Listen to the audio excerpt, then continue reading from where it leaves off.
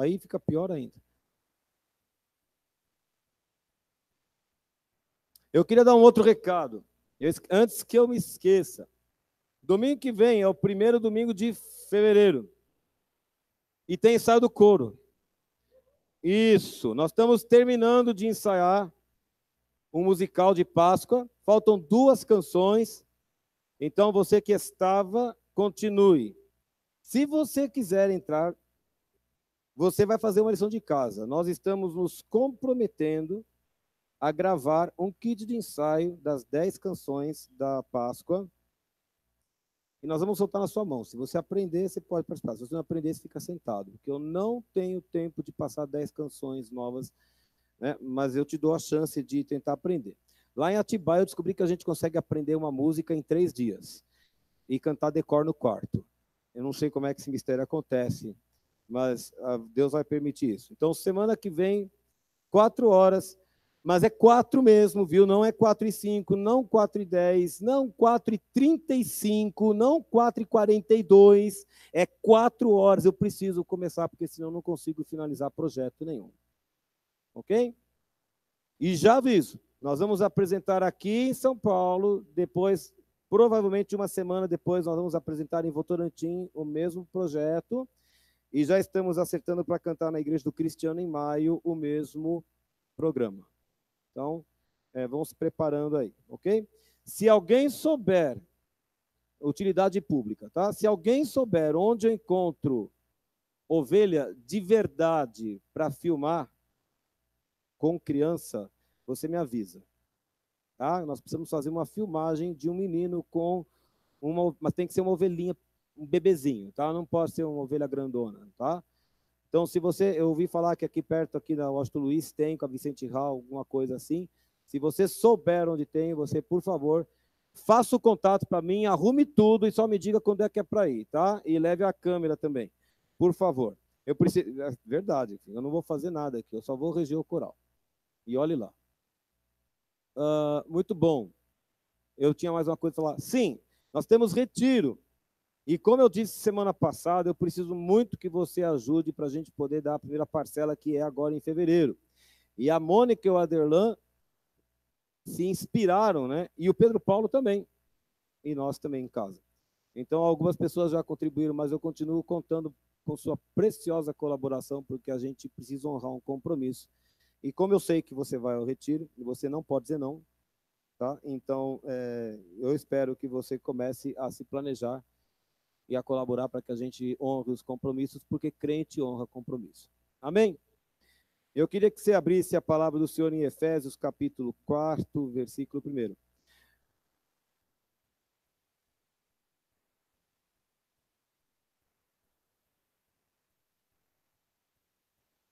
Eu vou precisar de você lá, Gláucia. O Levi vem, a Gláucia vai. Isso.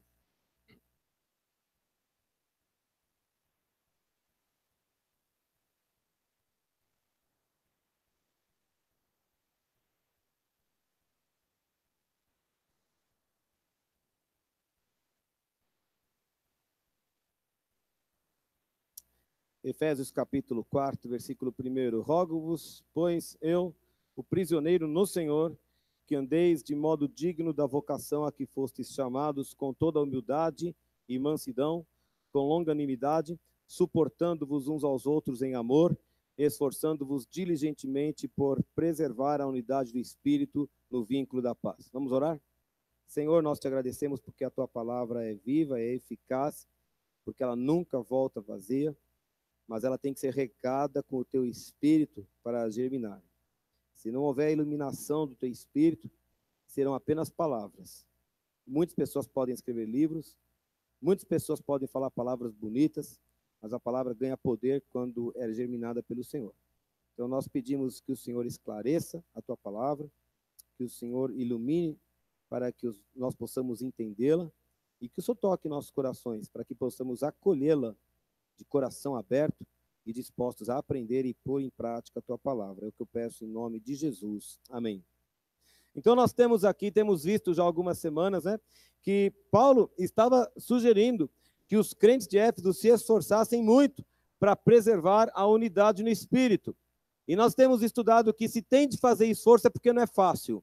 Preservar a unidade é uma dificuldade, requer empenho, requer foco, requer um esforço. Dissolver é fácil, espalhar é muito fácil, difícil é juntar e manter depois, né?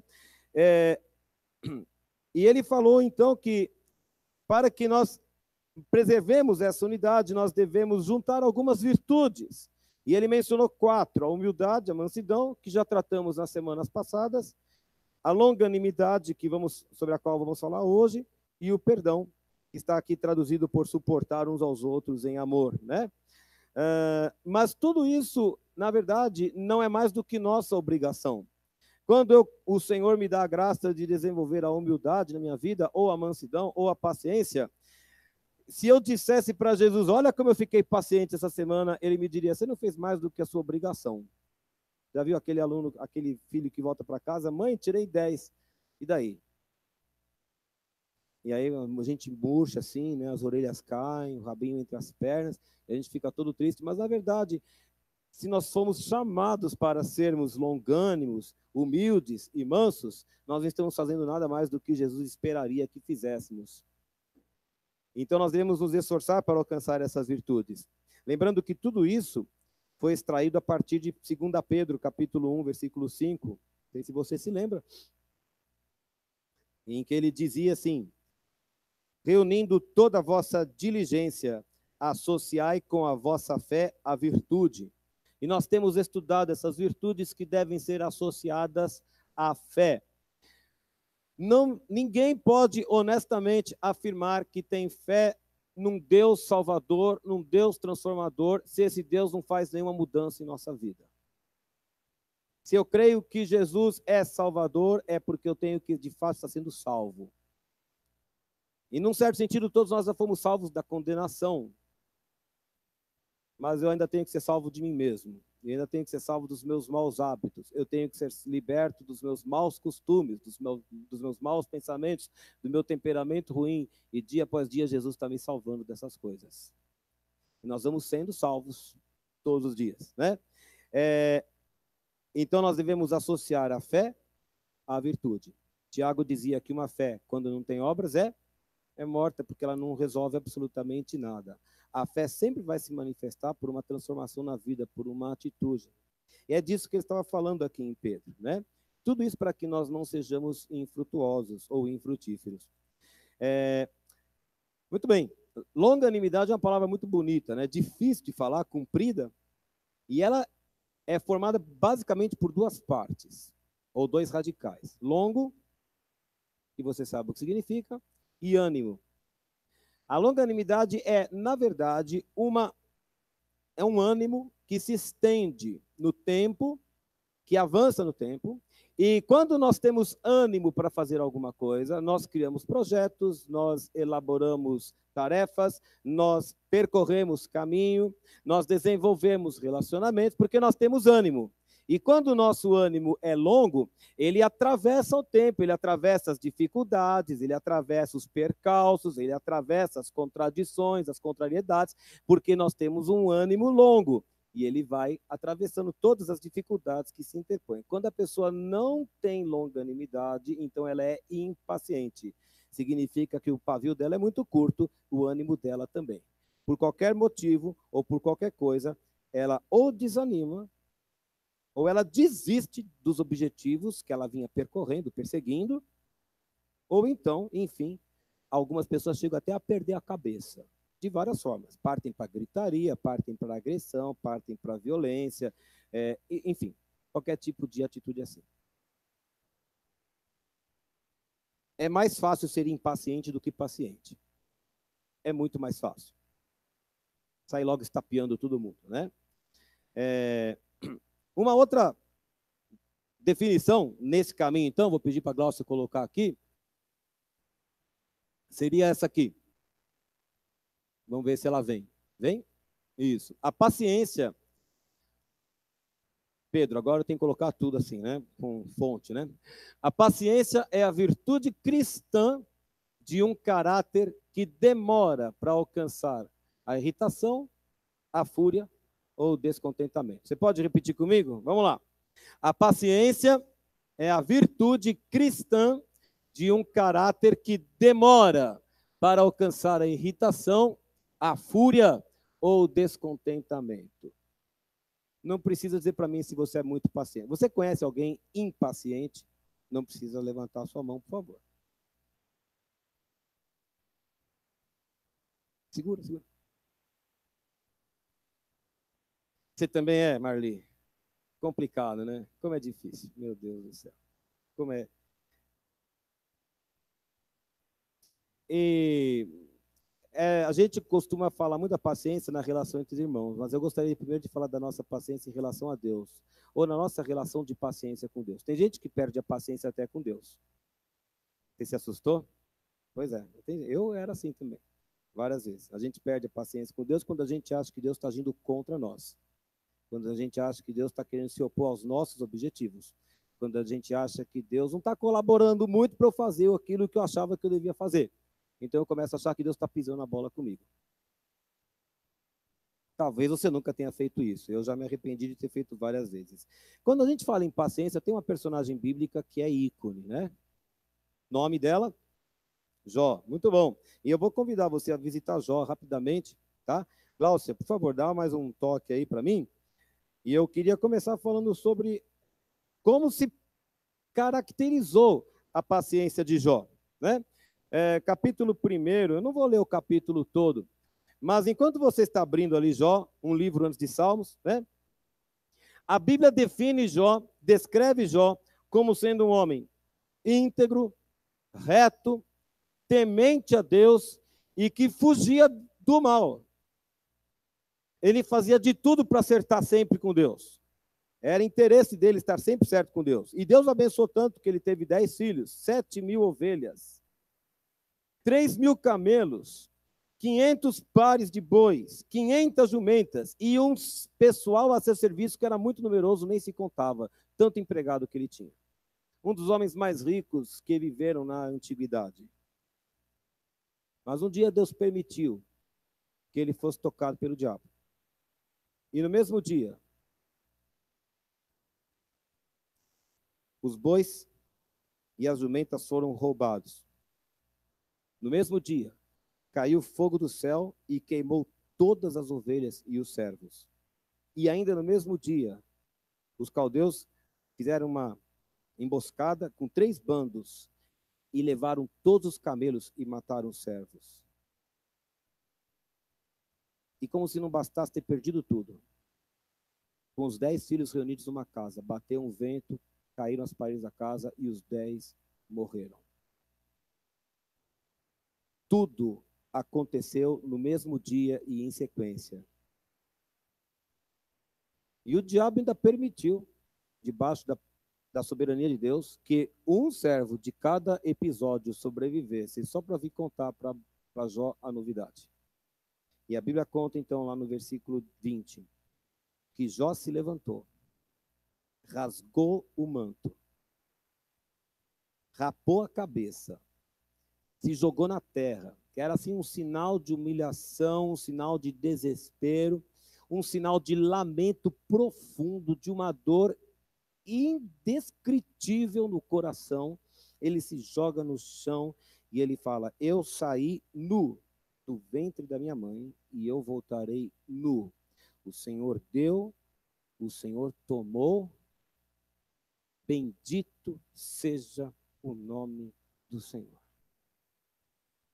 E a Bíblia, o Senhor mandou escrever: em tudo isso, Jó não pecou, nem atribuiu falta alguma. Nós perdemos a paciência com Deus. Às vezes nós falamos: Deus não está entendendo. Deus está permitindo que venha um monte de aflição, de flagelo sobre a minha vida. Deus está permitindo que eu passe por muita dificuldade. Deus está demorando para atender. Deus está demorando com a vaga do emprego. Faz 3 anos que eu estou prestando vestibular. E a gente pensa 1000 coisas e fala: parece que Deus está pisando na bola comigo.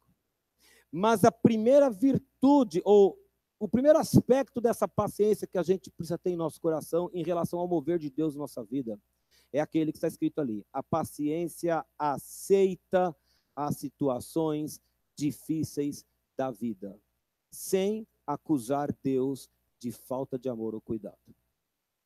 Jó tinha, talvez, humanamente falando, né, todos os motivos para dizer que Deus o abandonara, Deus o deixara de lado. Ao contrário, ele reconheceu que todas as coisas vieram de Deus e que Deus tinha o direito de tomá-las quando ele bem entendesse.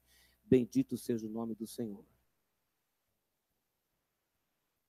Paciência, meu querido, só pode ser provada na hora da dificuldade. Quando está tudo bem, quando está tudo acontecendo como a gente espera, né? Quando as coisas acontecem na hora determinada, quando tudo está contente, ninguém precisa de paciência, está tudo acontecendo certinho.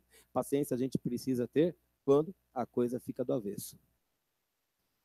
Aceitar as situações difíceis da vida, sem acusar Deus de falta de amor ou de cuidado. Deus continua cuidando de nós, mesmo quando não parece.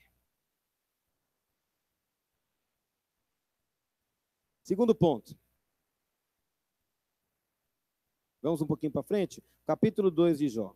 Os filhos de Deus se apresentaram diante do Senhor, Satanás apareceu entre eles, ousado como sempre, e Deus olhou para Satanás e falou: o que você está fazendo aqui? Ah, eu estou xeretando a terra aí.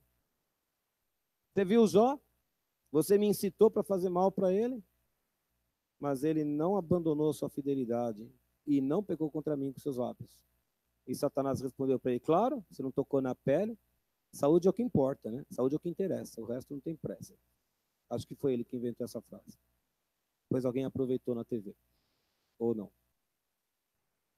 O importante é ter saúde. Por isso que ele não falou mal do Senhor. Mas cutuca o calcanhar dele e vai ver só, se ele não vai blasfemar. Ok, você está liberado. Pode cutucar o calcanhar, mas não pode tirar a vida. E você conhece a história. A Bíblia fala que Satanás encheu a Jó de tumores. Tumores que iam da planta do pé até o alto da cabeça. Ao ponto de Jó precisar pegar cacos, né? E ficar se coçando. Por causa do desespero daqueles tumores todos. E eram tumores malignos, o versículo 7 fala. Naquela situação, a mulher dele vira e fala: você ainda está mantendo a sua integridade, seu tolo? Amaldiçoa logo a Deus e morre. Alivia logo esse sofrimento. Faz uma blasfêmia aí qualquer. Acaba logo esse problema. E a resposta de Jó é mais incrível. Olha a resposta de Jó lá no versículo 10. No versículo 9 ela falou: você ainda vai conservar a sua integridade? Amaldiçoe a Deus e morra. E então Jó respondeu: você fala como qualquer doida.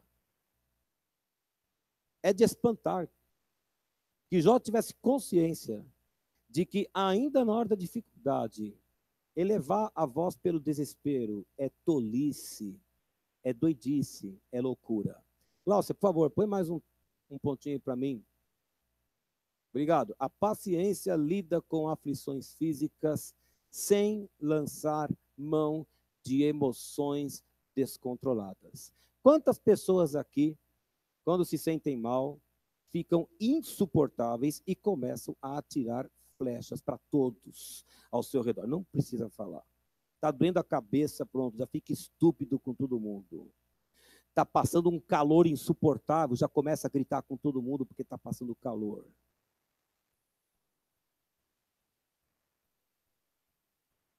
Posso garantir para você que o sofrimento de Jó era maior do que aquele que eu estou relatando aqui para vocês, sugerindo. E a ideia da mulher era essa: amaldiçoe a Deus para morrer logo, para ficar livre do sofrimento. E Jó fala: você está louca? Você é louca? Insana? Falas como qualquer doida. Nós temos recebido as bênçãos de Deus, não receberíamos também o mal. O mal aqui não no sentido da perversidade, mas no sentido da provação. O Senhor nos tem abençoado sempre, não estaríamos sujeitos a provações também? A beleza do Senhor é tão lindo isso, porque o nosso Deus nos ama tanto que Ele não nos mima. Eu tenho alguns alunos na escola, né, como vocês sabem. Os alunos mais difíceis de se tratar são aqueles mimados em casa. São os piores. São os piores. E não interessa a religião deles. Se os pais são separados ou não. Quando são mimados, são terríveis. são terríveis. E na primeira ocasião vem a mãe, vem o pai, vem a tia, vem a avó, vem o irmão mais velho, vem até o cachorro reclamar porque a gente não está mimando. Não vamos mimar ninguém. Não vamos mimar ninguém. E Deus nos ama tanto que Ele não nos mima. Ele permite que passemos por dificuldades. E aqui, no caso, gera uma dificuldade física. Mas a paciência lida com as aflições físicas sem lançar mão de emoções descontroladas, de palavras ou de sentimentos pecaminosos. Quantas vezes, na hora do nervosismo, na hora do estresse, a gente fala cobras e lagartos, e depois a gente se arrepende do que falou. O problema é que não dá para se recolher as palavras depois, que depois que elas saíram da boca, você nunca mais recolhe. Você pode até se desculpar por elas, mas elas saíram.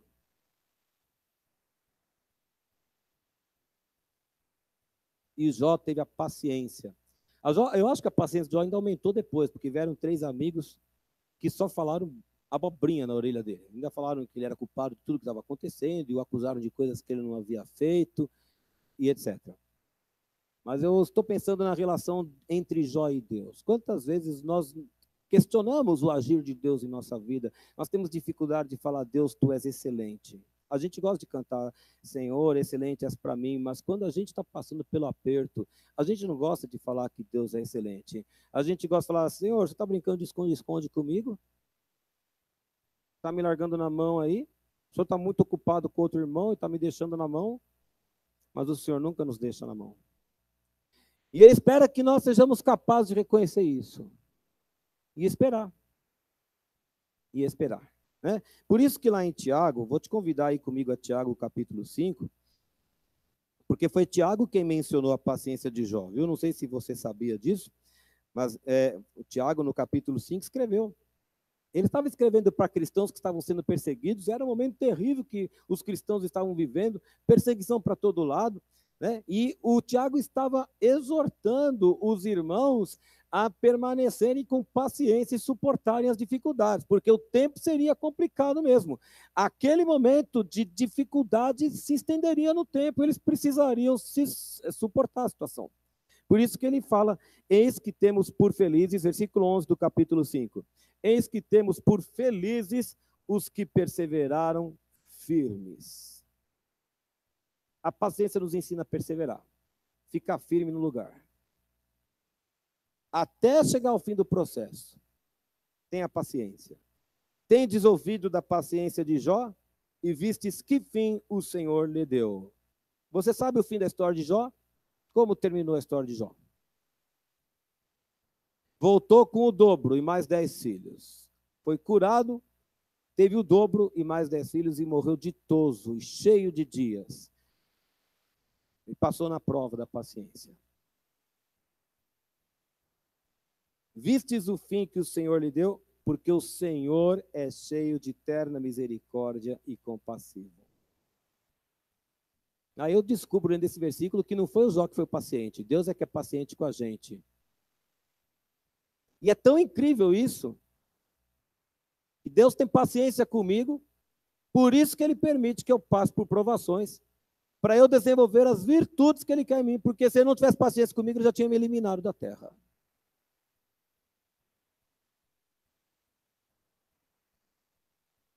Eu estou falando de mim, mas você pode colocar o seu nome também. Então, nós podemos ver a graça do nosso Deus, a misericórdia de Deus a nosso favor, quando Ele permite que passemos pelas dificuldades, porque Ele está nos formando, porque Ele está nos treinando, porque Ele está nos ensinando. E a prova é de paciência mesmo.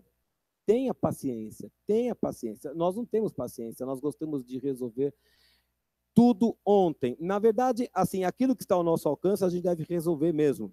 Mas há coisas que não dependem de nós. E a gente tem que ficar esperando Deus agir.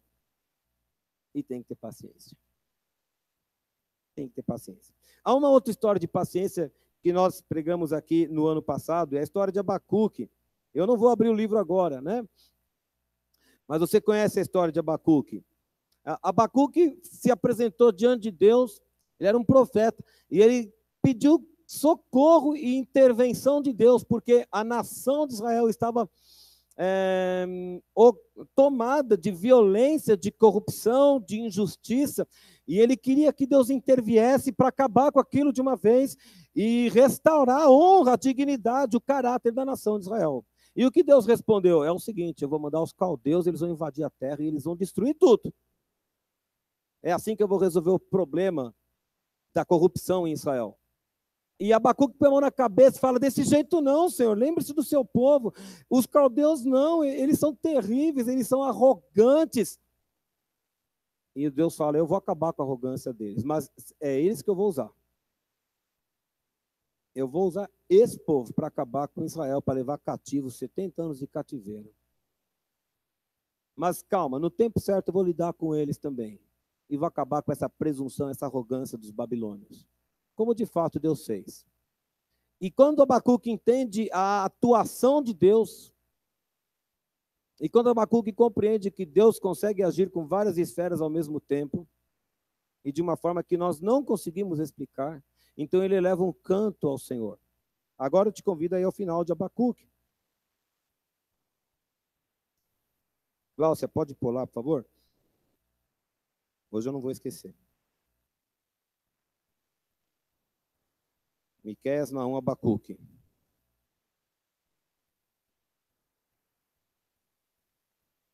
E ele termina, então, esse cântico com uma palavra de esperança. Ele disse assim, ainda, versículo 17, ainda que a figueira não floresça, nem haja fruto na vide, e ainda que o produto da oliveira minta, e os campos não produzam mantimento, e as ovelhas sejam arrebatadas do aprisco, e nos currais não haja gado. Todavia eu me alegro no Senhor, exulto no Deus da minha salvação.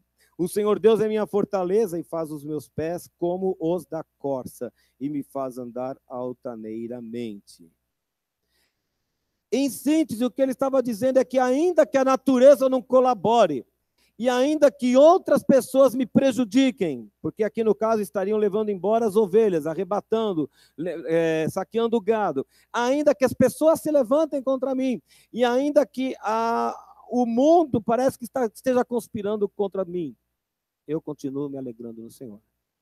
A paciência encara as tribulações recorrendo a meios santos de livramento. Existe uma atitude positiva e existe uma atitude negativa no processo da paciência. A atitude negativa é quando nós passamos a nos queixar de Deus, quando a gente decide, também não vou mais na tua casa te adorar, nunca mais vou cantar, nunca mais vou fazer nada, porque nós achamos que Deus pisou na bola com a gente.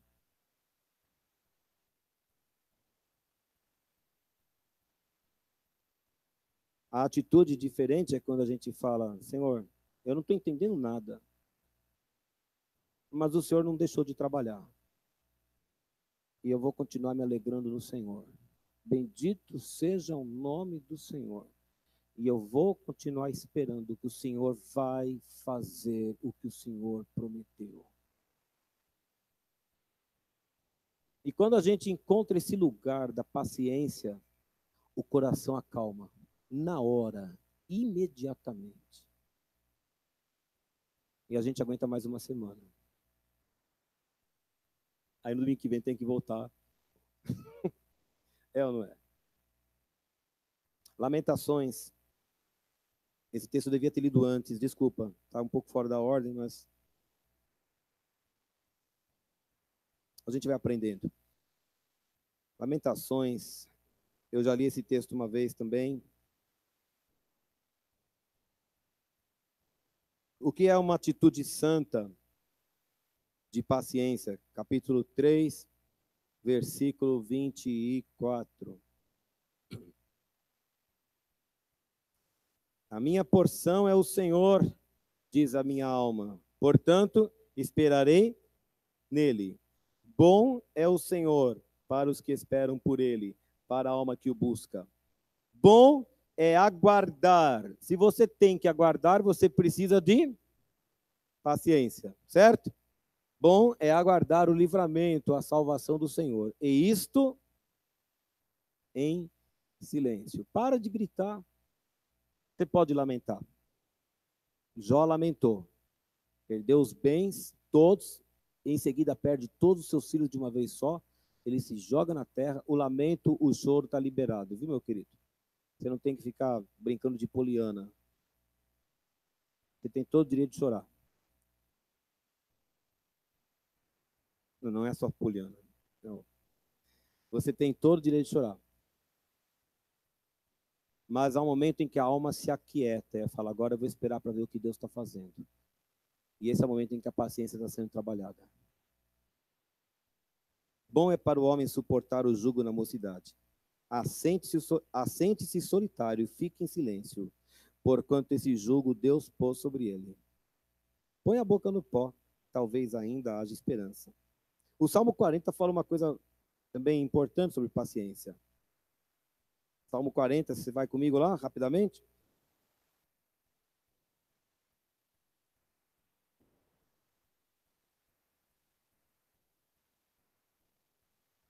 E diz o Salmo 40, esperei confiantemente pelo Senhor. Tem algumas versões que dizem esperei com paciência. Alguém tem isso aí? Renata, Mário, Pedro, José, Breno. Tudo bom. Esperei com paciência. Esperei com paciência. Esperei em silêncio. Não vou dizer nada contra o Senhor. Deus está agindo. Esperei com paciência no Senhor e ele se inclinou. E me ouviu quando eu clamei por socorro. Você tem todo o direito de clamar por socorro, óbvio. Você não é masoquista. Você tem o direito de pedir alívio da provação. E peça mesmo. Mas espere com paciência. Deus está agindo. Tirou-me de um poço de perdição, tirou-me de um tremedal de lama, colocou os meus pés sobre uma rocha, me firmou os passos e me pôs nos lábios um novo cântico e um hino de louvor ao nosso Deus. Muitos verão essas coisas, temerão e confiarão no Senhor.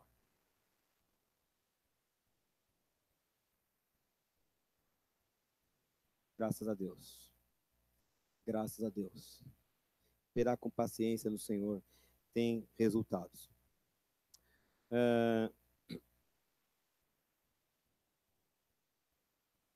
Eu estava refletindo algumas coisas essa semana.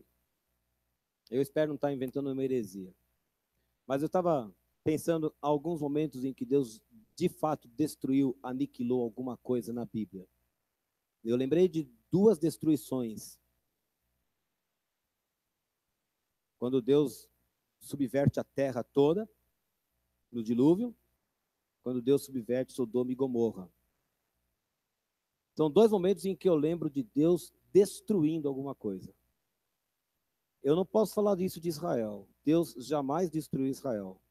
Deus enviou a nação de Israel para um cativeiro de 70 anos, depois Deus dispersou, e Deus tem as suas promessas, e Ele está levando todo mundo de volta, porque Ele vai continuar o livro que Ele estava escrevendo. A história que Ele estava escrevendo, Ele vai continuar. Eu não vou chamar isso de destruição.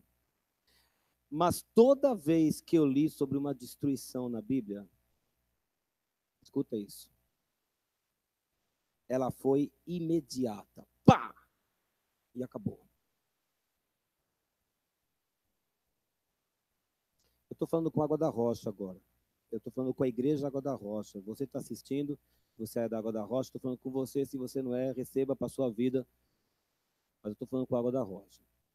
Se Deus quisesse destruir, Ele teria feito assim. E acabou.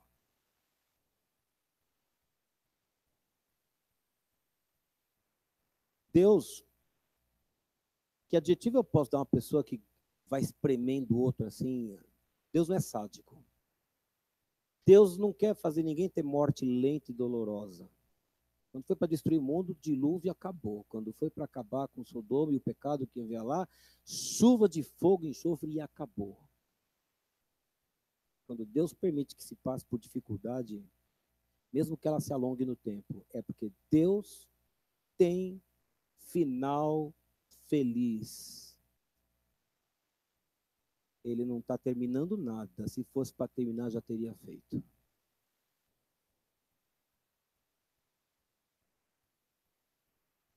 Eu estou falando da Bíblia. Me mostre uma história em que Deus destruiu alguma coisa devagarzinho e foi amassando assim para ver a pessoa sofrer. Esse não é o caráter do nosso Deus. Mas quantas pessoas você viu na Bíblia passando por dificuldades? Até que aprendessem alguma lição, ou até que alguma disciplina que Deus eventualmente estivesse exercendo, né? O que nós temos é provação, e provação se vence com paciência. Provação se vence com paciência. Esse processo de quitação de imóvel foi para mim uma coisa muito nova, porque eu gostaria de ter resolvido o assunto em 30 dias, e se você quer saber, dava para resolver em 30 dias, mas levou o semestre todo. Porque acho que Deus quer exercitar nossa paciência. Um dia de cada vez, um documento de cada vez, uma semana de cada vez, um prazo de cada vez, mas você chega no objetivo final. Porque Deus está encaminhando sua vida.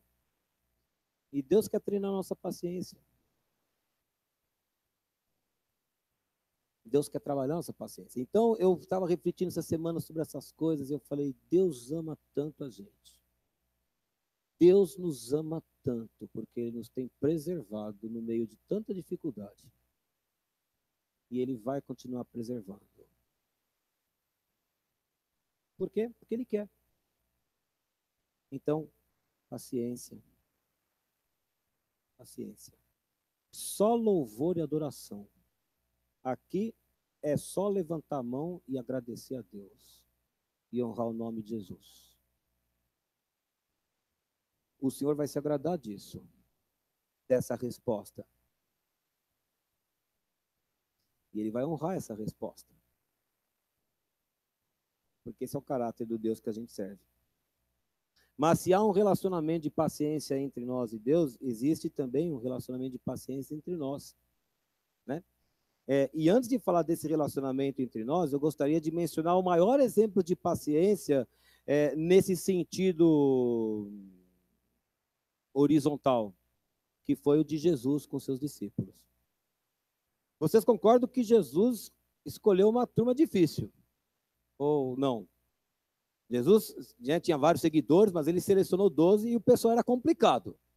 Tinha impetuosos, tinha orgulhosos, tinha gente incrédula, tinha traidor, tinha ladrão, tinha gente irritada, tinha de tudo naquele pacote de 12. Jesus conviveu com eles 3 anos e meio, ou 3 anos, perdão.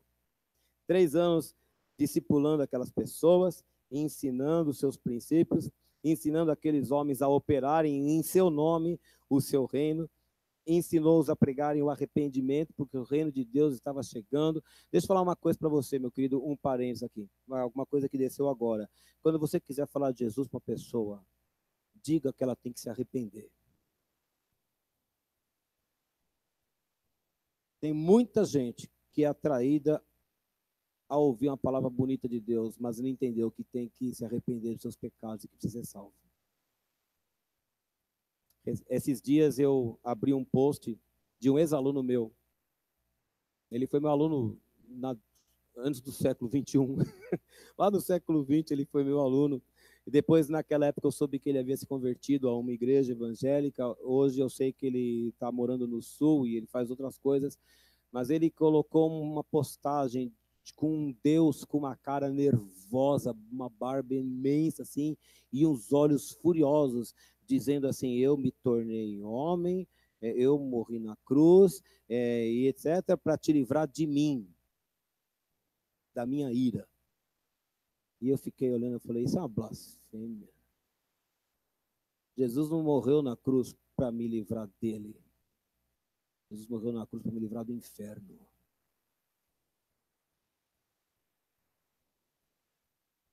Porque eu vou morar com ele.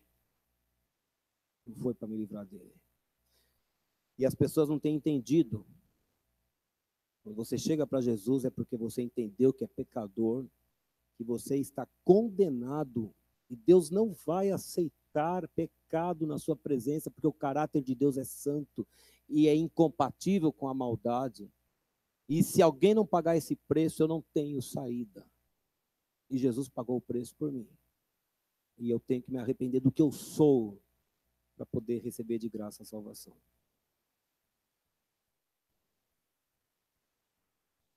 E Jesus só disse aos discípulos que saíssem e pregassem: arrependei-vos, porque está próximo. O que foi que João Batista pregava? Arrependei-vos. O que foi que Jesus pregava? Arrependei-vos. Para de pregar. Eu conheço um cara legal que você precisa conhecer, meu, que é muito da hora. Isso é bom, mas isso não confronta a pessoa com o seu pecado. Ela tem que saber para onde ela está indo. E precisa saber que tem socorro e remédio para ela, graças a Deus. E aquelas pessoas que Jesus chamou para trabalhar com ele não eram tão confiáveis assim. Eram pessoas complicadas. E você sabe que daqueles 12, só um compareceu à crucificação, que foi João, nem Pedro. Pedro cortou a orelha de Malco e depois foi embora também. E mesmo depois de verem Jesus ressuscitado, aquelas pessoas meio que esfriaram a vontade delas. Aí quando Pedro fala: eu vou pescar, vou fazer aquilo que eu sempre soube fazer, vou voltar a fazer o que eu fazia antes. E ele volta para pescar. E você conhece a história, sabe que foi um fracasso, João capítulo 21. Foi um fracasso a pescaria. E Jesus aparece ali na praia e fala: ô, joga do outro lado da rede lá.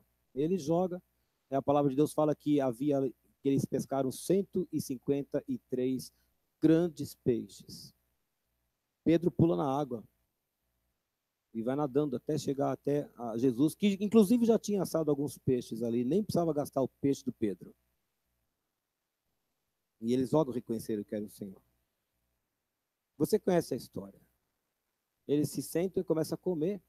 E Jesus, eu não sei até hoje, Doroti, se é porque Pedro negou Jesus 3 vezes. Mas Jesus pergunta 3 vezes para Pedro: você, Pedro, estaria disposto a morrer por mim? Senhor, você sabe que eu gosto muito do Senhor. Adoro ver o Senhor multiplicando pães. Mas não sei se daria para morrer, não. Não tem importância, vai apacentar minhas ovelhas. Pedro, você morreria? Você seria capaz da vida por mim mesmo? Jesus, você sabe que eu gosto muito do Senhor, acho muito legal ouvir o Senhor ensinando, ver o Senhor fazendo milagres pela rua, é muito legal. Não, mas eu te perguntei se você morreria por mim. Não, não sei, mas eu gosto muito do Senhor. Apacente as minhas ovelhas. E na terceira vez, Jesus muda o verbo. Pedro, você tem afeto por mim? Você tem alguma afeição por mim? E Pedro se entristece, porque Jesus mudou o verbo. Falou: Jesus, o Senhor conhece todas as coisas mesmo. O Senhor sabe que é desse jeito. Não tem importância, Pedro. Desse jeito mesmo. Apacente as minhas ovelhas. Ninguém demonstrou mais paciência nessa terra com o seu próximo do que o Senhor Jesus. Jesus tem paciência conosco até hoje. Quantas vezes nós temos falhado no nosso testemunho de cristão? Quantas vezes nós temos falhado em várias circunstâncias da vida? Porque somos impacientes, porque somos orgulhosos, porque perdemos a mansidão, porque caluniamos, porque fofocamos, porque damos mau testemunho, porque somos estressados. Quantas vezes? E o Senhor Jesus, até hoje, nos tratando com paciência e falando: vai fazer o que eu te pedi. Vai fazer o que eu te pedi. Eu sei que você é desse jeito, mas vai fazer o que eu lhe pedi para fazer.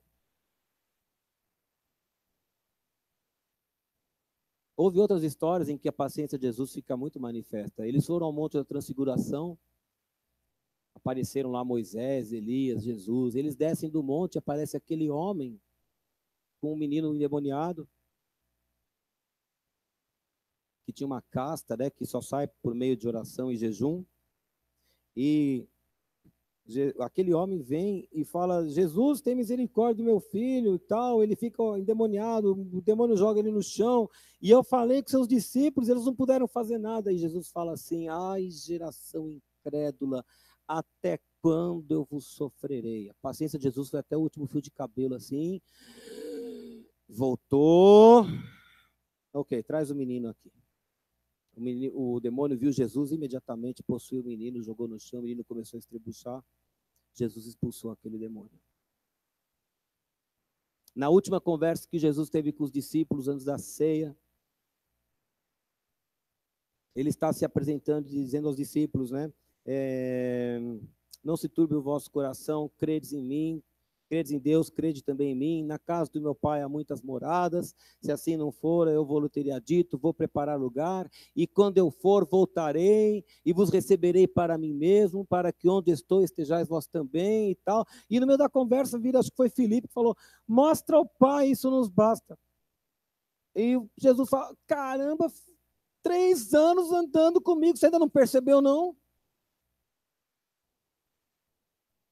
Era para dar uma bifa nele. 3 anos você não conseguiu perceber ainda? Quem vê a mim vê ao Pai? A paciência de Jesus.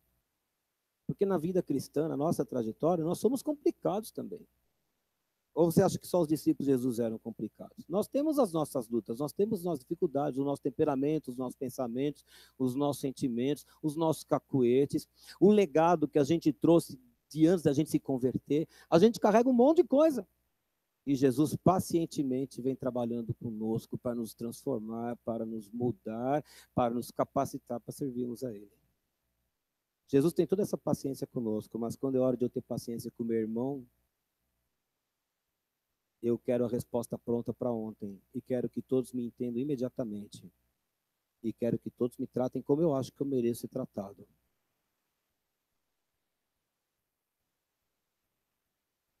E é por isso que Paulo colocou em Efésios que eu preciso lutar diligentemente para desenvolver a paciência na minha vida, porque se eu não desenvolver a paciência, vai azedar tudo. Porque eu vou perder a paciência com a Anice, vou perder a paciência com o Pedro, vou perder a paciência com o Wanderson, vou perder a paciência com o Fernando, vou perder a paciência com todo mundo. Agora você imagina um bando de gente impaciente aqui. Eu quero para ontem esse negócio.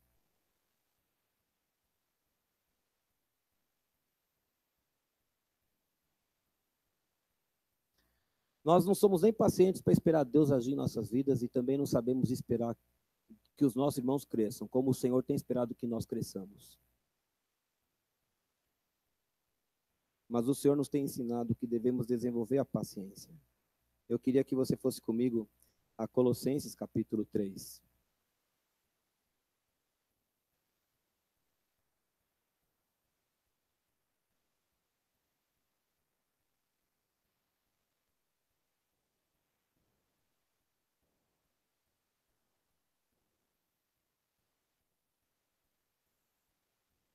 Capítulo 3, versículo 12. Revesti-vos, pois, como eleitos de Deus. Quem aqui é eleito de Deus? Amém? Você que foi salvo em Jesus, você é eleito, tá? Amém? Então, revesti-vos. Isso quer dizer que devia ser aquela marca evidente, o revestimento, né? Eu olho para o meu automóvel e eu vejo o revestimento da tinta ali, a cor dele, eu não vejo a lata na cor. O revestimento é aquilo que os outros veem em nós. Revestivos como eleitos de Deus, santos e amados, de ternos afetos de misericórdia, de bondade, que mais? Humildade, mansidão, longanimidade. Deviam ser nossas marcas. Essas 3 últimas estão em Efésios também. A humildade, a mansidão, a paciência. A paciência. Agora deixa eu te contar uma coisa.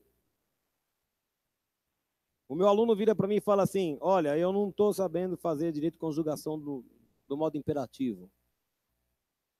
O que você acha que eu vou fazer? Eu vou gastar 2 minutos explicando a regra. E vou soltar 20 verbos para fazer na sua casa. Aí você fala assim, Deus, eu quero desenvolver a paciência. Pode se preparar que vem lição de casa.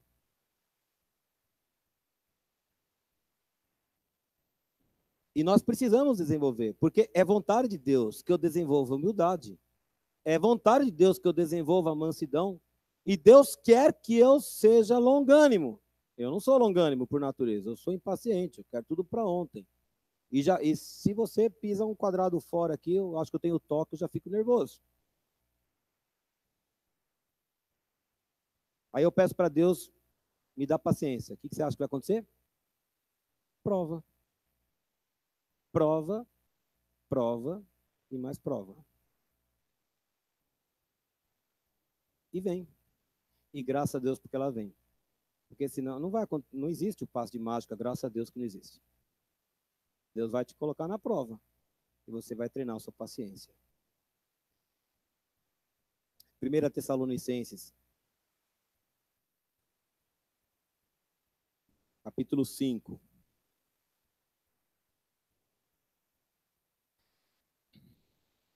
Do versículo 12 até o 22, tem um monte de instruções aqui. A minha Bíblia tem um subtítulo, que não está no texto original, mas deve ser parecido com isso aí, diversos preceitos. São ordens finais, instruções finais que ele coloca de vários aspectos. Mas eu vou começar lendo aí. Agora vos rogamos, irmãos, que acateis com apreço os que trabalham entre vós e os que vos presidem no Senhor e vos admoestam, e que os tenhais com amor em máxima consideração por causa do trabalho que realizam.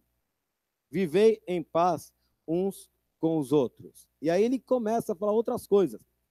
Exortamo-vos também, irmãos, a que admoesteis os insubmissos. 2. Consoleis os desanimados. 3. Ampareis os fracos. 4. Sede longânimos para com todos. Gostei desse versículo. Tem 3 categorias de pessoas aí. Você viu? Tem os irmãos, tá? Mas no meio dos irmãos, tem 3 categorias ali. Quem achou? Tem o rebelde, Josué. Tem aquele que você fala assim, põe a cadeira assim, fala, não quero, vou pôr ao contrário. Tem aquele que você está disciplinando e fala, não responda para seu pai em casa. Responde no dia.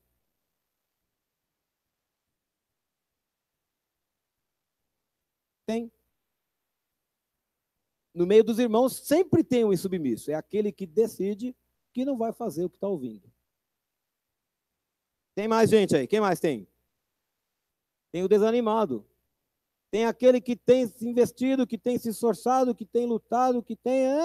e parece que nada acontece, e tem uma hora que as forças se vão. Ou então porque desanimou por causa de um clima, ou por causa de uma palavra que ouviu, ou desanimou por causa de algum problema. Desanimou. Quem aqui já desanimou da casa de Deus alguma vez na vida? Claro que você já desanimou. Eu não vou ficar escandalizado. Vou ficar escandalizado se você disser que nunca desanimou.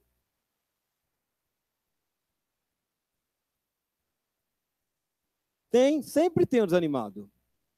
Quem mais? Tem um outro grupo aí. Quem é? O fraco. O fraco é aquele que quer acertar, mas não consegue. Porque ainda não desenvolveu ainda a vida espiritual, a firmeza, e continua caindo nos mesmos pecados e voltando aos mesmos erros. Porque ainda não é forte, porque ainda não é firme. Olha, grande novidade. A igreja tem insubmissos, desanimados e fracos. Desculpa se você ficou chocado. Tudo está na igreja, porque ele fala irmãos. Mas tem depois um outro grupo. Todos. E olha que para cada grupo tem um tratamento. Se o sujeito é submisso, ele tem que ser admoestado. O que é admoestar? Sabe o que é? É chegar e falar, você está fazendo errado, estou te falando para você obedecer. Tem gente que não gosta de admoestação. Tem gente que não gosta de levar puxão de orelha. Meu querido, deixa eu falar uma coisa. Ninguém gosta de puxão de orelha, mas a gente precisa de puxão de orelha a vida toda. A gente precisa de puxão de orelha.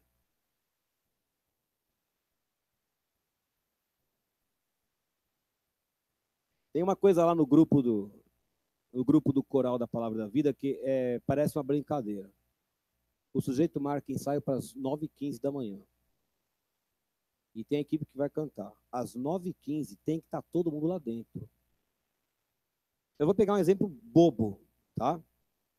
Bobo, assim, para ninguém ficar... Aí começa o aquecimento, que ele nunca não canta nada se não fizer um aquecimento. Aí, durante o aquecimento, começa a chegar, né? Cada um que entra, ele faz 1, 2, no meio do aquecimento, e todo mundo, pá! Já sabe que entrou alguém atrasado. Entrou o segundo, pá! Terceiro, pá! Ficou notado.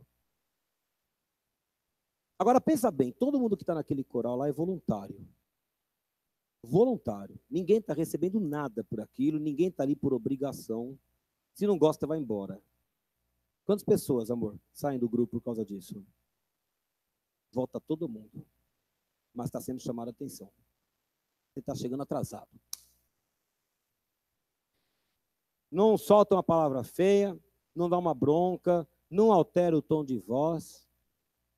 Ele faz em tom de brincadeira, mas está todo mundo sabendo. Você está atrasado, tem hora para chegar aqui. Ninguém gosta de admoestação. Ninguém gosta. Mas ela tem que ser feita às vezes. O que mais? Se a pessoa é desanimada, o que ela precisa? De admoestação? Não, o que ela precisa? De consolo. Não adianta você ficar soltando o cachorro, já está detonada a pessoa, você ainda vai acabar com ela. E se a pessoa é fraca? Ela tem um problema, ela tem um pecado, ela quer largar de fumar e não consegue ainda. Faz ter paciência, vamos ajudar. Ela sabe que ela está errada, ela está lutando para largar o vício. Vamos ajudar. Se é insubmisso, puxão da orelha. Se é desanimado, consolo. Se é fraco, amparo. Mas com qualquer um, sei lá, paciência. Longânimos para com todos. Qualquer que seja o caso. Seja fraco, seja desanimado, seja insubmisso. E preste atenção, a igreja não tem só esses. A igreja tem os fortes, tem os animados, e tem os que lideram, e tem todos os outros envolvidos e engajados. Paciência para todo mundo. Essa é a vontade do Senhor. Paciência para todo mundo. Paciência. E Deus está tratando na sua vida e está tratando na minha. Tenha paciência comigo. E Deus espera que eu tenha paciência com você. Porque Deus está tratando conosco. Até o momento em que um dia, eventualmente, você fala assim, eu não gosto mais desse negócio de Jesus, igreja, não é comigo. Bom, se você quer negar a fé, eu não posso fazer nada, meu querido. Aí já é com você.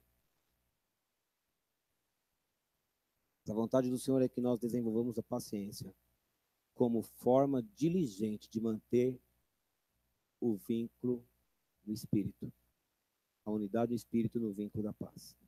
Vou terminar com 3 perguntas e te convido rapidamente para avaliar a sua paciência. Tá? Eu te convido aí ao Salmo 13, estou terminando aqui. E nós vamos terminar de um jeito um pouco diferente. Eu quero a equipe de louvor pronta daqui a pouquinho. Tá? Nós vamos louvar um cântico ao Senhor. Salmo capítulo 13. Olha só o Davi desesperado aqui. Aparentemente desesperado. Até quando, Senhor, esquecer-te-ás de mim para sempre? Às vezes a gente tem a impressão de que Jesus esqueceu da gente para sempre, né? Até quando ocultarás de mim o rosto? Até quando estarei eu relutando dentro da minha alma com tristeza no coração cada dia? Até quando se erguerá contra mim o meu inimigo? Até quando? Até quando? Até quando? Vários até quando aí, né? Ele está perdendo a paciência. Até quando? Deixa eu te perguntar. Quando você enfrenta provações, você tem se frustrado com Deus e você tem questionado o amor de Deus por você? Não precisa me responder. Esse salmo começa muito triste. Ele vem questionando Deus. Ei, Deus, você está esquecendo de mim? Você não vai lembrar que eu existo aqui? Mas olha como é que termina o salmo. Cantarei ao Senhor, porquanto Ele me tem feito muito bem. Engraçado, né? Porque tinha um monte de inimigo atrás no encalço dele. Aí ele fala, o Senhor está fazendo bem para mim. Você consegue ver no meio da provação Deus a seu favor? Amém? Deixa eu fazer mais uma pergunta. 1 Coríntios capítulo 10.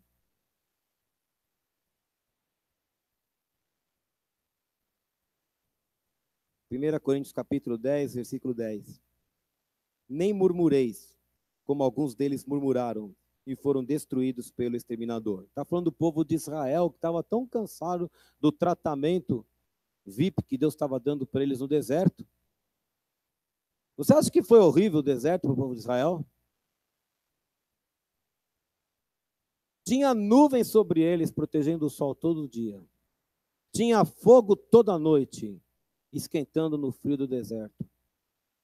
Teve, e para guiar o caminho, teve maná todos os dias, exceto no sétimo dia, no sábado.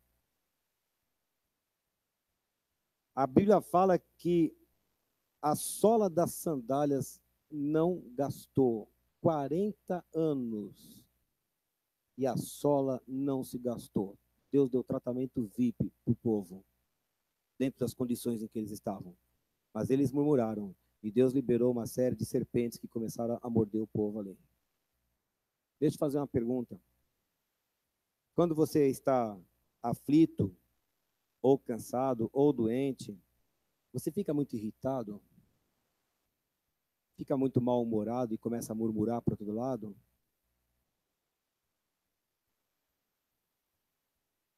O pastor Darcy estava falando essas palavras, me perdoem as mulheres aqui agora, porque eu só estou repetindo o que ele falou, tá? Se você quiser, arruma a gravação.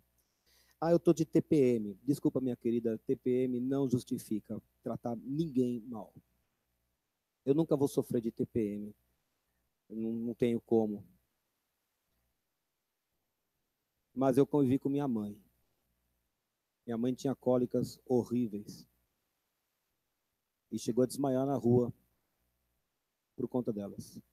Eu nunca vi minha mãe perder a paciência dentro da casa. Eu fui o primeiro a chegar na família e fui o último a sair. Passei 30 anos lá. Eu vi mais do que a Adriana e o Cláudio.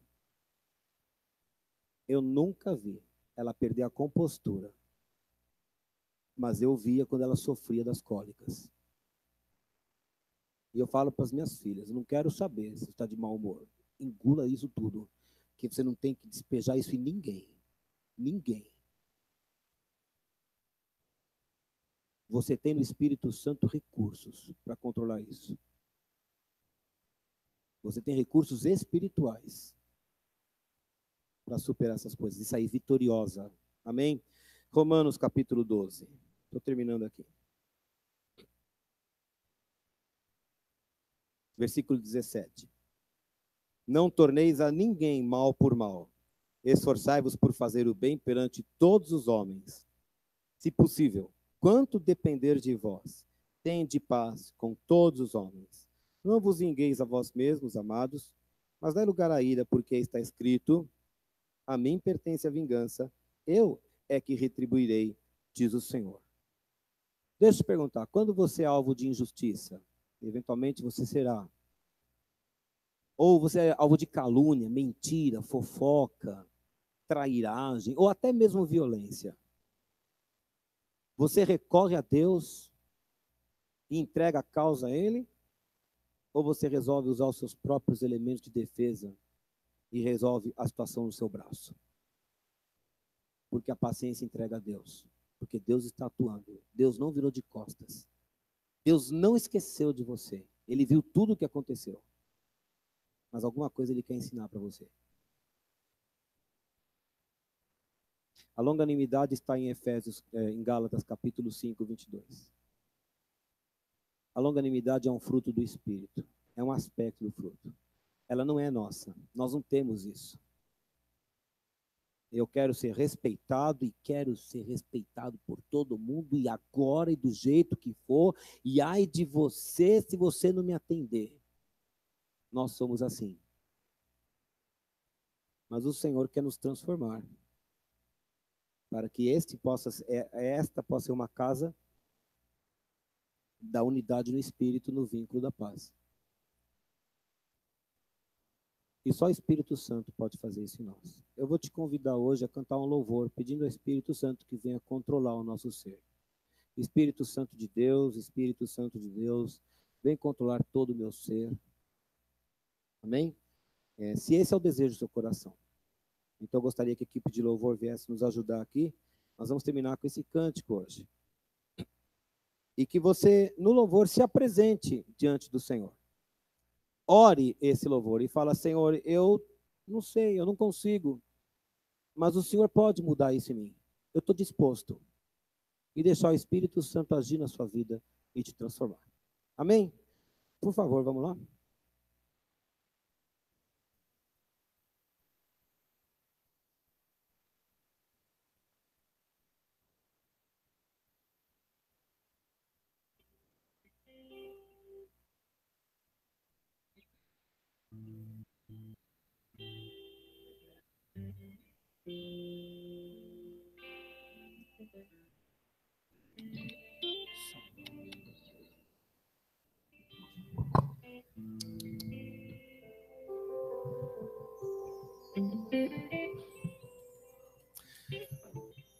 Eu, de fato, gostaria que você cantasse ao Espírito Santo que está nessa casa.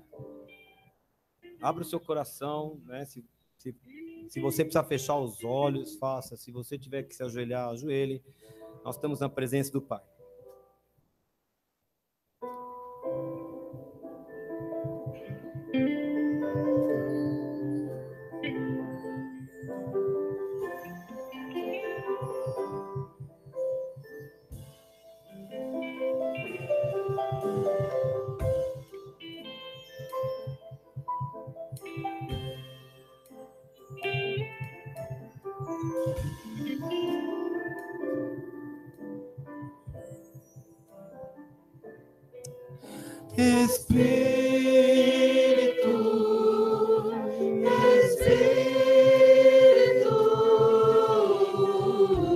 Espírito Santo de Deus,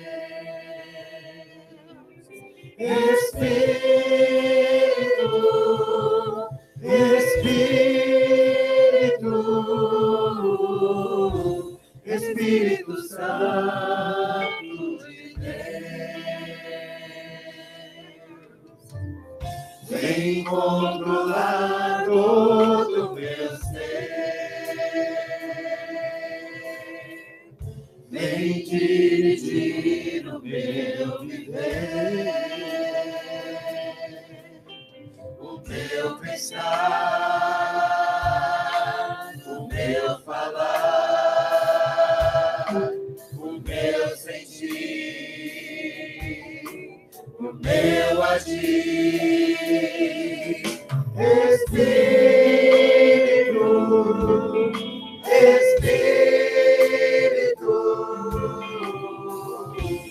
Espírito Santo de Deus,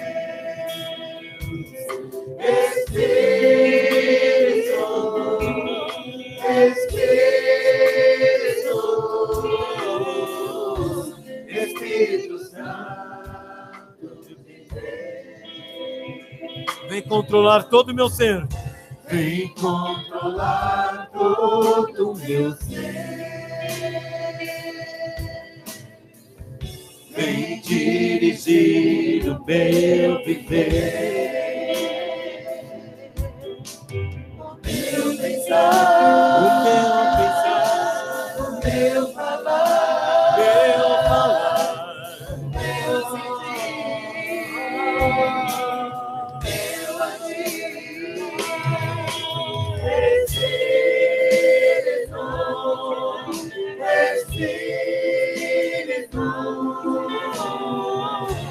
Espírito Santo de Deus,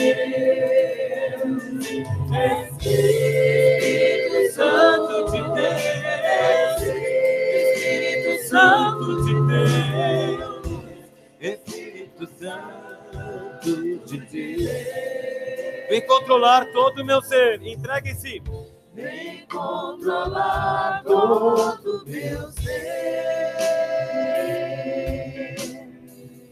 vem dirigir o meu viver, o meu pensar, o meu falar,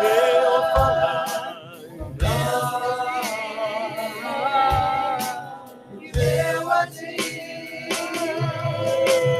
Espírito Santo de Deus, Espírito Santo de Deus,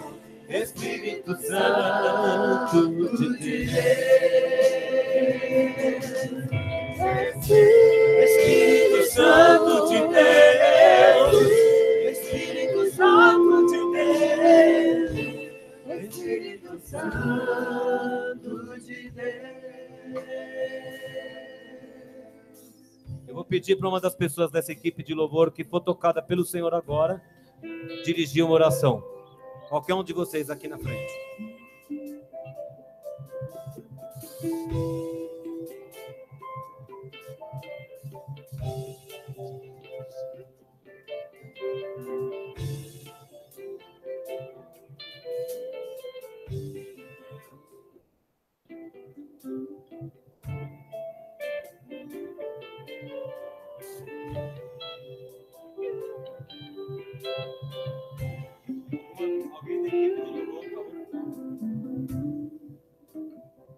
Aleluia, Senhor, louvado seja o seu nome. Amém. Senhor, nós clamamos, ó Pai, pelo teu Espírito nas nossas vidas. Nós queremos ser cheios cada vez mais, ó Pai. E nós queremos ser cheios sempre. Não é só sair daqui, ir para casa e amanhã esquecer tudo. Nós queremos, Senhor, hoje, amanhã e depois, e a semana que vem, o mês que vem, até o Senhor voltar. Nós queremos, ó Deus, ser cheios do Espírito Santo. Nós queremos o Senhor, ó Pai, porque nós só podemos fazer tudo isso com mansidão, com humildade, com longanimidade, por meio do teu Espírito Santo. Então nós pedimos, ó Deus, nós clamamos o fruto do Espírito nas nossas vidas, ó Pai. Em nome de Jesus, trabalha no nosso ser. Trabalha, Senhor, para que possamos ser testemunhas daquilo que o Senhor faz nas nossas vidas, ó Deus. Em nome de Jesus. Nós clamamos, ó Deus, nós clamamos. Vem mudar todo o nosso ser, todo o nosso agir, todo o nosso pensar, todo o nosso falar, ó Pai, em nome de Jesus. Em nome de Jesus. Vem controlar todo meu ser. Vem dirigir o meu viver, o meu pensar, o meu falar, o meu sentir, o meu agir. Espírito Santo de Deus, Espírito Santo de Deus, Espírito Santo de Deus, Espírito Santo de Deus, Espírito Santo de Deus, Espírito Santo de Deus.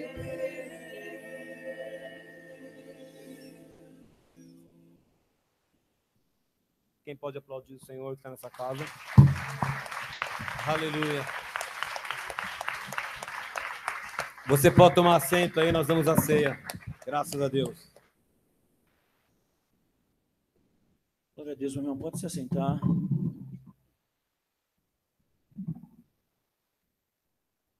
Aleluia.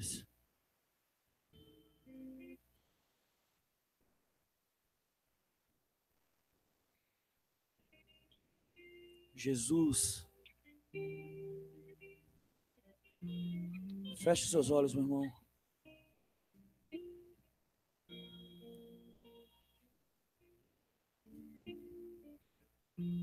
Nós te damos graças, Senhor, porque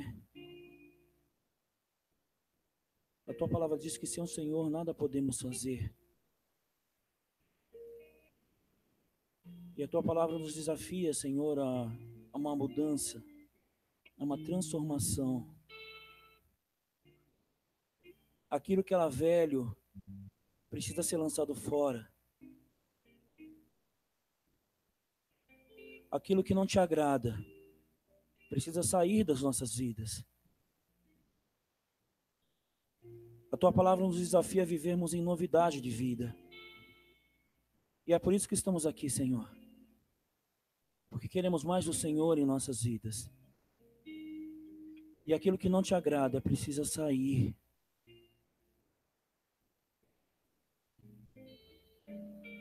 Meu irmão, com os olhos fechados ainda, continue falando com o Senhor. 2 Coríntios 5:17 diz assim: e assim, se alguém está em Cristo, é nova criatura. As coisas antigas já passaram, eis que se fizeram novas. Senhor, nós não queremos ter como desculpa a nossa personalidade, ou aquilo que somos, ou aquilo que fomos. Queremos o Senhor em nossas vidas. E a tua palavra diz que com o Senhor as coisas velhas já passaram e coisas novas o Senhor faz em nossas vidas. Eu convido você, meu irmão, a abrir a sua Bíblia em Apocalipse 21.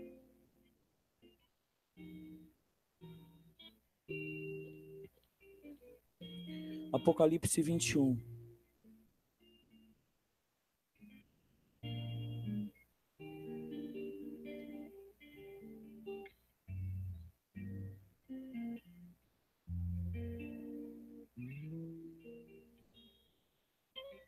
Meu irmão, Deus gosta de coisa nova.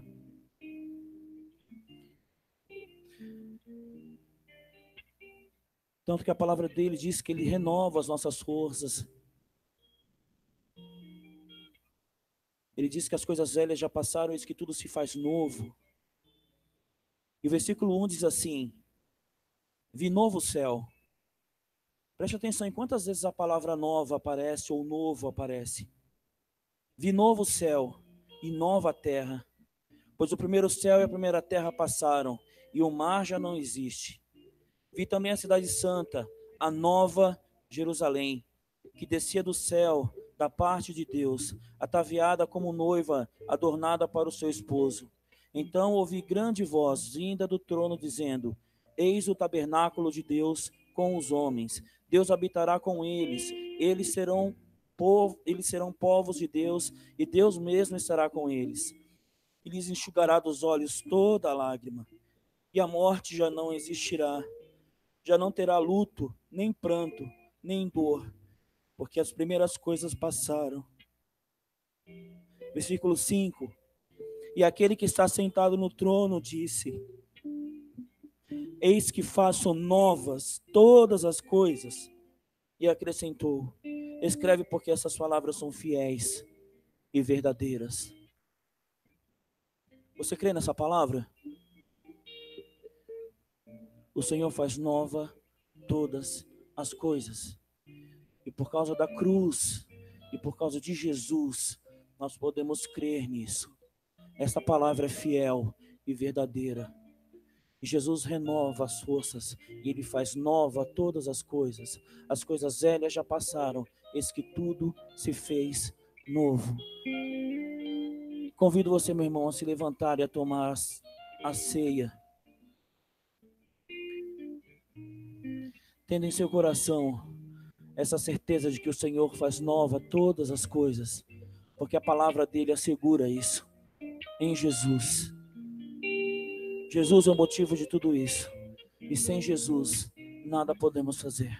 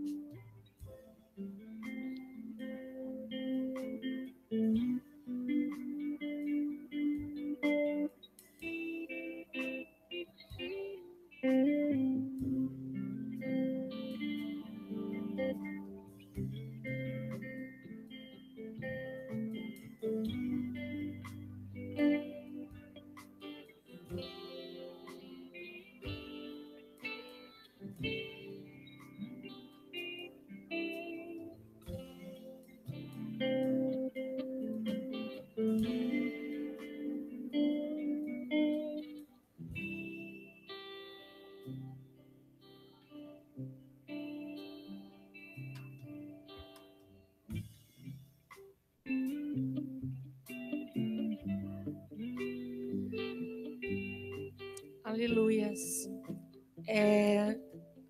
Hoje, quando a pastora Silvia nos chamou para fazer a ceia e os dízimos, eu senti muito forte no meu coração de fazer essa parte, porque eu queria compartilhar algo com vocês.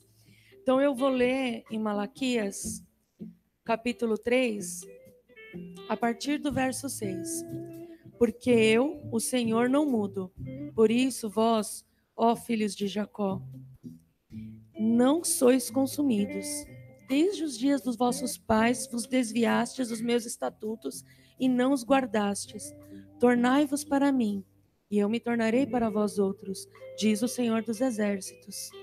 Mas vós dizeis, em que te havemos de roubar, de tornar? Roubará o homem a Deus? Todavia, vós me roubais e dizeis, em que te roubamos? Nos dízimos e nas ofertas. Com maldição sois amaldiçoados, porque a mim me roubais, vós, a nação toda. Trazei todos os dízimos à casa do tesouro, para que haja mantimento na minha casa, e provai-me nisto, diz o Senhor dos Exércitos, se eu não vos abrir a janela do céu e não derramar sobre vós bênção sem medida. Por vossa causa repreenderei o devorador, para que não vos consuma o fruto da terra. A vossa vide no campo não será estéril, diz o Senhor dos Exércitos. Todas as nações vos chamarão felizes, porque vós sereis uma terra deleitosa, diz o Senhor dos Exércitos. Quando eu me converti, eu tinha 16 anos de idade. Já trabalhava desde os 12. Então, quando eu me converti, não tinha muito ensinamento na igreja que eu ia, mas eu via todo mundo dizimando e ofertando, e eu queria muito dizimar e ofertar. Mas a minha mãe não permitia. Naquela época, eu trabalhava, todo o meu salário ia na mão da minha mãe, e ela providenciava todas as coisas que eu precisava. Então, eu não tinha acesso ao meu dinheiro. Mas aquilo doía tanto no meu coração. Eu queria tanto poder dizimar, eu queria tanto poder, retribuir ao Senhor aquilo que Ele me dava. E eu não podia, eu não tinha esse privilégio. Só aos 18 anos, 2 anos depois, eu pude dar o meu primeiro dízimo na casa do Senhor. E foi com tanta alegria, mas com tanta alegria que eu ofertei na casa do Senhor. E desde então, o Senhor, nunca mais eu fui privada dessa alegria. Então eu queria compartilhar com vocês que é um privilégio. E não só um privilégio. É uma ordenança bíblica. E não só uma ordenança. Deus ordenou. É uma chave na nossa vida. É uma chave, porque Ele prometeu. E aquilo que Deus promete, Ele cumpre. Se você é fiel com o Senhor. O pastor Carlos falou aqui, acho que foi semana passada, né? É a nossa casa, vamos rachar a conta, sabe? É a casa do Senhor. E ela precisa de mantimento. Isso aqui é nosso, é a casa do nosso Pai. É a casa do nosso Pai, é a casa do Senhor. Nós temos que ter zelo pelas coisas do Senhor. Nós temos que providenciar. Se os nossos pais carnais precisam da nossa ajuda, a gente se movimenta, a gente se esforça, a gente vai lá e junta os irmãos e providencia o que precisa. Quanto mais a casa do nosso Pai Celestial, aquele que nos dá toda boa dádiva, tudo aquilo que vem dele. Mas não é uma obrigação, é um privilégio. É um privilégio poder ofertar e dizimar na casa do Senhor. Sabe? É com alegria mesmo. É alegria de poder, sabe, dar daquilo que Ele está nos abençoando, nos ofertando na nossa vida e trazer na casa do Senhor e ver a casa do Senhor prosperar e ver a casa do Senhor crescer e ver, sabe, os recursos que o Senhor precisa estar à disposição ali através das nossas mãos. Porque o Senhor nos abençoa. O Senhor abre as janelas dos céus. Aquilo que Ele precisa para a casa dele, Ele vai providenciar. Mas é muito melhor quando vem pelas nossas mãos. Quando é as nossas mãos que estão ali. Eu não sei se vocês já tiveram algum dia o prazer de fazer alguma coisa com as próprias mãos e ver aquilo terminado. É um prazer, é um privilégio. E a mesma coisa é o dízimo e a oferta. É um prazer, é um privilégio vir aqui, dizimar e ofertar e ver o recurso na casa do Senhor sendo investido na obra dele, naquilo que o Senhor precisa. Amém? O Aderlan quer dar um testemunho, só um momento. Testemunho não é meu irmão. Eu sei que esse momento é da Mônica. Depois eu vou passar a palavra para ela. Nós acompanhamos um bom tempo a família do Evandro e da Diana. Diana, muitos aqui, a Dai, muitos aqui conhecem. E eu conversando com o Evandro, o marido dela, eu tenho uma amizade muito próxima, ele é muito amigo. E eu conversando a respeito das coisas do Senhor. E uma pessoa que você olha assim, você fala assim, poxa, você não dá nada. Ele virou para mim e eu tomei o maior exemplo, a maior lição na minha vida. Ele falou assim, Aderlan, existem coisas com o Senhor que não se negocia. E uma delas é dízimo e oferta.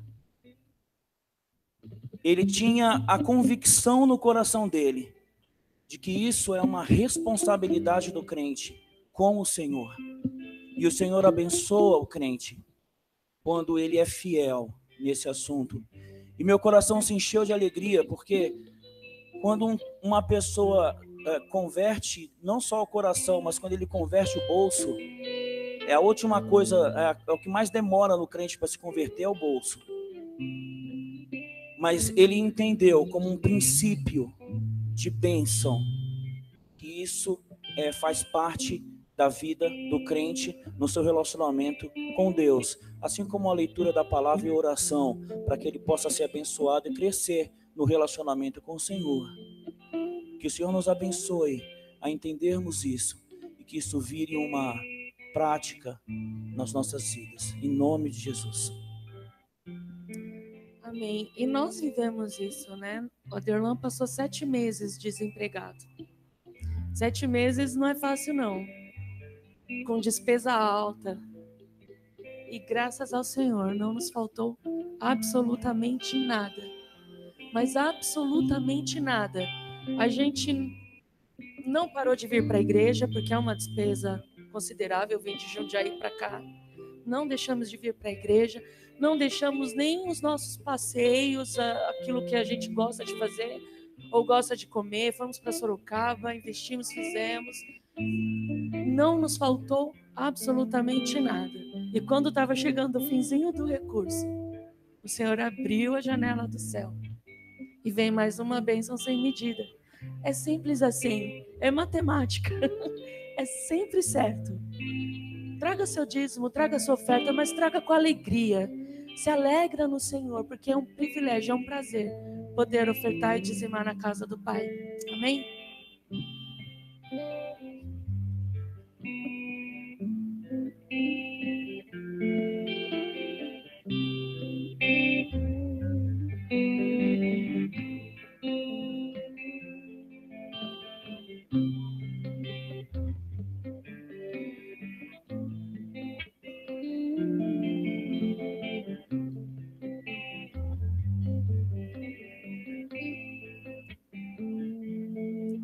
Estenda suas mãos, irmãos. Pai, nós te agradecemos pelo privilégio de podermos estar aqui na tua casa, contribuindo com a tua obra, Senhor, para que haja mantimento nesta casa, para que a igreja possa honrar os seus compromissos e não envergonhar o seu nome. Nós te agradecemos por tudo que o Senhor tem feito em nossas vidas, pelo trabalho, pela saúde, pela disposição, Senhor, por tudo que o Senhor tem agregado e alcançado, Senhor, as nossas vidas. Nós te pedimos agora, Pai, em nome de Jesus, abençoa, Senhor, cada irmão neste lugar, cada vida, Senhor, que o Senhor tem plantado nesta igreja. Abre, Senhor, portas de emprego para quem precisa, Senhor. Dá promoção, aumento de salário, Senhor. Traz o recurso, Senhor, que eles precisam, Pai. Mas em nome de Jesus, Pai, que o nosso coração esteja cheio, Senhor, em abençoar a tua casa, em fazer transbordar, ó Pai, os recursos na tua casa para que haja mantimento, para que todas as contas, Senhor, possam ser pagas, possam ser sanadas, possam ser honradas, ó Pai, e que o teu nome seja glorificado. Que esse dinheiro, Senhor, possa multiplicar, ó Pai, e que possa alcançar, Senhor, todo o propósito que o Senhor tem colocado no coração desta igreja, em nome de Jesus. Amém.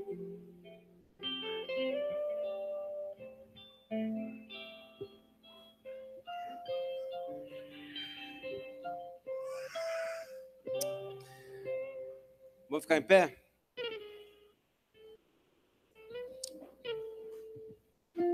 Nós vamos abençoar vocês. Vamos nos despedir. Semana que vem, 4 horas, tem ensaio do coral aqui. Amém. Vou falar com você depois, mais algumas pessoas aí. Você depois a gente vai ver.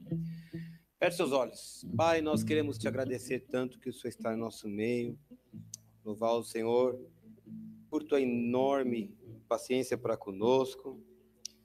E pedimos ao Senhor que essa paciência que o Senhor tem conosco, nós possamos aprender também, repartir entre nós mesmos aqui, Senhor. E especialmente, pedimos que nos perdoes quando não temos sido pacientes, achando que o Senhor tem virado as costas para nós, achando que o Senhor nos tem abandonado, quando na verdade o Senhor está sempre tratando conosco e nos purificando para que produzamos mais fruto ainda. Nós te louvamos, ó Pai, porque o Senhor cuida de nós, o Senhor nos ama e nós também queremos te amar cada vez mais, Senhor. Com o amor de Deus, nosso Pai, a graça maravilhosa do Senhor Jesus e a comunhão do Espírito Santo acompanha a cada um, hoje, amanhã, até que Jesus venha nos buscar. Amém e amém. Pode aplaudir o Senhor aí.